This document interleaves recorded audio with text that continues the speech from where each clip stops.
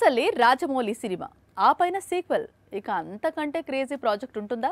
పైగా బాహుబలి సిరీస్. అందుకే ఈ ప్రాజెక్ట్ పాన్ ఇండియాను షేక్ చేస్తోంది. బాహుబలిని తిరిగి తీసుకొచ్చేందుకు రాజమౌళి ప్రయత్నాలు మొదలు పెట్టాడని ప్రచారం ఊపందుకుంది. మహేష్ తో మూవీ తర్వాత రాజమౌళి నెక్స్ట్ మూవీ ఏంటి అనేది క్లారిటీ వచ్చేసిందా?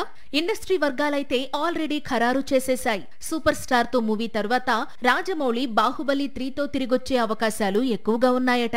బాహుబలి 1, బాహుబలి 2 ఈ రెండు భాగాలను కలిపి రాజమౌళి ప్రస్తుతం ఎపిక్ పేరుతో ఒకే భాగంగా విడుదల చేయబోతున్నాడు. అక్టోబర్ 31న ఈ చిత్రం విడుదల కానుంది. అయితే ఎపిక్ క్లైమాక్స్ లోనే బాహుబలి 3 అనౌన్స్మెంట్ ఉంటుందని జోరుగా ప్రచారం సాగుతోంది. బాహుబలి 2 రిలీజ్ సమయంలోనే బాహుబలి 3 స్టోరీ ఐడియా ఉంది అన్నాడు రాజమౌళి. అంతేకాదు ఈ మధ్య కట్టప్ప కథనే ప్రత్యేకంగా తెరకెక్కించబోతున్నారనే ప్రచారం కూడా సాగింది.